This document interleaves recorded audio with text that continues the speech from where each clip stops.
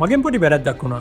ඒ තමයි මගේ විවර්ස්ලා 165කටත් වැඩිය මොබයිල් යූසර්ස්ලා වෙලා මට බැරුව ගියා එයාලට කියලා දෙන්න කොහොමද එයාලගේ මොබයිල් එක පාවිච්චි කරලා ෂෝට් AI ෆිල්ම්යක් හදන්නේ කියලා. ඉතින් මං අද ඔයාලට කියලා දෙන්න යන්නේ කොහොමද ඔයාගේ මොබයිල් එක පාවිච්චි කරලා AI ෂෝට් ෆිල්ම්යක් හදන්නේ කියලා. එහෙනම් වැඩි කතා ඕනේ අපි යමු වීඩියෝ එකට.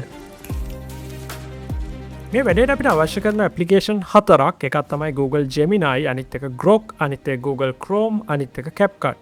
මේ ඇපලිකේෂන්ස් හතර ඔයාගේ ෆෝන් එකට ඩවුන්ලෝඩ් කරලා තියාගන්න.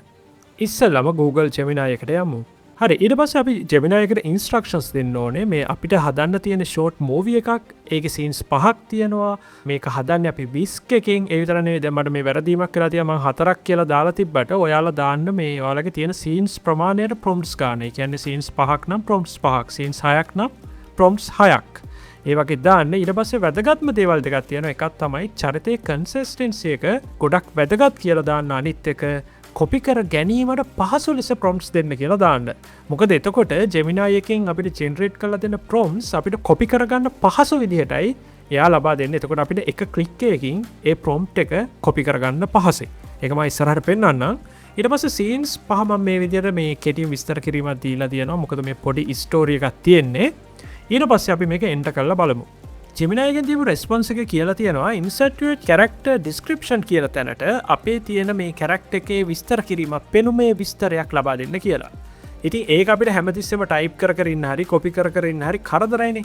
ඒකින්ද මම කරන්නේ එතන මේ උදාහරණයක් විදිහට පෙනුමක් දීලා තියෙනවනේ. අන්න ඒක කොපි කරලා ආපහු ඉන්ස්ට්‍රක්ෂන් එකක් විදිහට දෙනවා. මෙන්න මේ තියෙන පෙනුම මේ insert your character description කියන තැනට දාලා අලුතෙන් prompts ටික හදලා දෙන්න කියලා. ඊට පස්සේ Gemini එකෙන් මේ විදිහට ලස්සනට prompts ටික හදලා දෙයි.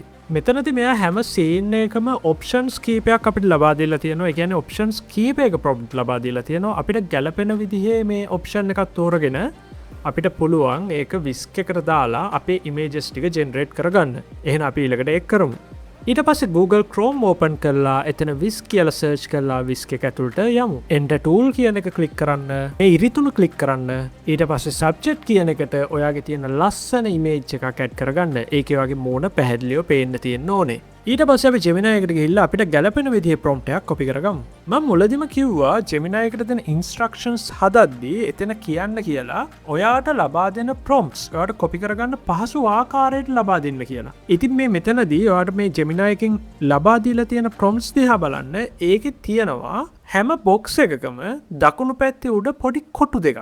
අන්න ඒක පහසුවෙන්ම ඔයාට ක්ලික් කරලා මේ prompt එක copy කරගැනීමේ හැකියාව තියෙනවා. ඊට පස්සේ copy කරගත්ත prompt එක 20 එකට paste කරගන්න. මම කලින් වීඩියෝ එකකදීත් කිව්වා මේකේ settings වල precise reference කියන එක අනිවාර්යයෙන්ම turn on කරලා තියාගන්න. මොකද එතකොට ඔයා subject එකට දෙන කෙනාගේ පෙනුමට අදාළව තමයි මේකේ output හැදෙන්නේ. අනිත් වැදගත්ම දේ තමයි seed කියන එක lock කරලා තියාගන්න. එකම විදිහේ style එකක් තියෙන output ඔයාට generate කරගන්න ඕනේ නම්.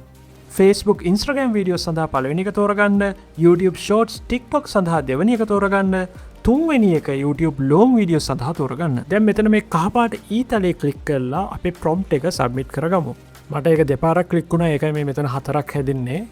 ඊට පස්සේ ඔයාලට ගැළපෙන image එක මෙතන download button එක ක්ලික් කරලා save කරගන්න. ඒ විදිහටම අනෙක් prompts පාවිච්චි කරලා ඔයාට අවශ්‍ය කරන images generate කරගන්න. පොඩි චේන්ජ් එකක් කරගන්න ඕන නම් මෙතන මේ edit button එක ක්ලික් කරලා අලුතෙන් add කරගන්න ඕනේ change එක add කරලා generate කියන button එක ක්ලික් කරන්න.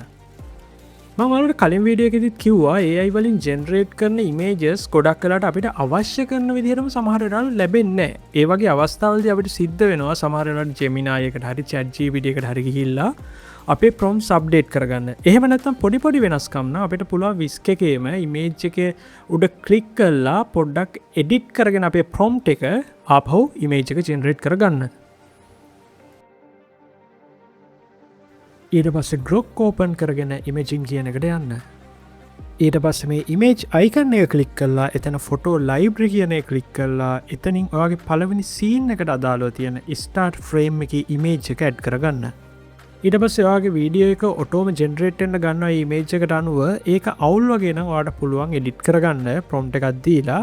දැන් මේ හැදිච්ච වීඩියෝ එක හොඳින්ද මම අමුතුවෙන් ඒක වෙනස් කරගන්න යන්නේ නැහැ. අනිවාර්යයෙන්ම මෙතන options කියන එක click කරලා upscale කරලා වීඩියෝ එක download කරගන්න.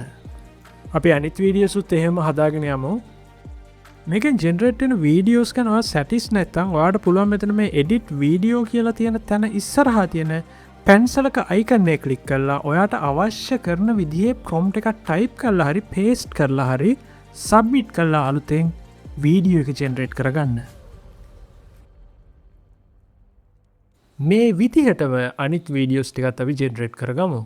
මම දැන් මේක කීප පාරක්ම කිව්වා ඒ තාපව කියනවා දැන් මේ AI වලින් ඔයාලා හැම තිස්සෙම බලාපොරොත්තු වෙන දේම ජෙනරේට් කරන්න නැහැ. ඒකින්ද අපිට සිද්ධ වෙනවා සමහර වෙලාවට කීප පාරක්ම අපේ changes submit කරලා අපිට අවශ්‍ය දේ ජෙනරේට් කරගන්න.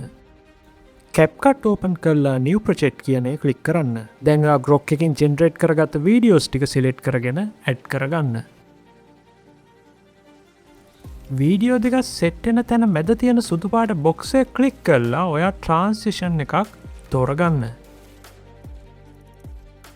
මේ විදිහටම අනිත් ක්ලිප්ස් මැදට ට්‍රාන්සිෂන්ස් දාගන්න. දැන් මෙතන මේ ඇඩ් ඕඩියෝ කියන එක ක්ලික් කරන්න. ඊට පස්සේ සවුන්ඩ්ස් කියන එක ක්ලික් කරන්න.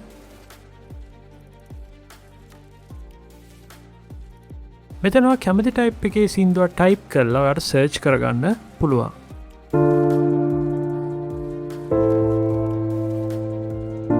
ඊට පස්සේ මේ ඇඩ් බටන් එක ක්ලික් කරලා ඒක ඇඩ් කරගන්න.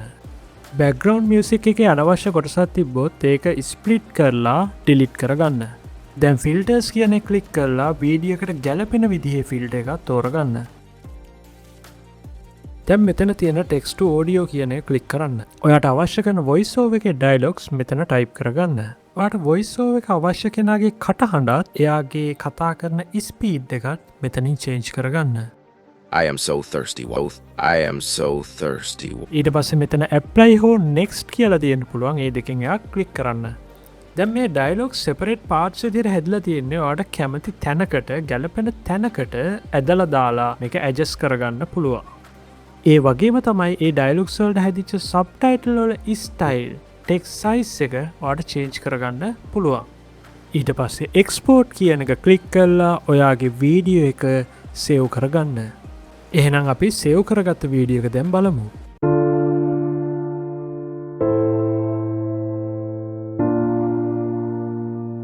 I am so thirsty.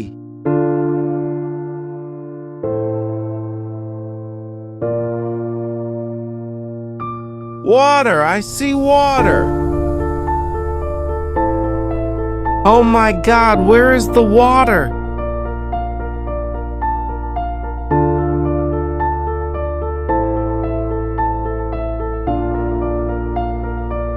මන්දන්නවා මටත් වඩා ගොඩක් ක්‍රියේටිව් අය මේ වීඩියෝ එක මේ වෙලාවේදී බලලා තියෙනවා කියලා. එතකොට ඔයාලට තියෙන හොඳ ක්‍රියේටිව් අයිඩියාස් වලින් ලස්සන ෂෝට් මූවිස් හදලා සෝෂල් මීඩියා වලට දාලා එහෙම දැම්මට පස්සේ මට පොඩ්ඩක් කමෙන්ට් එකක් කියන්න. මම අනිවාර්යයෙන්ම ඇවිල්ලා බලන්නම් ඔයාලගේ වීඩියෝ එක.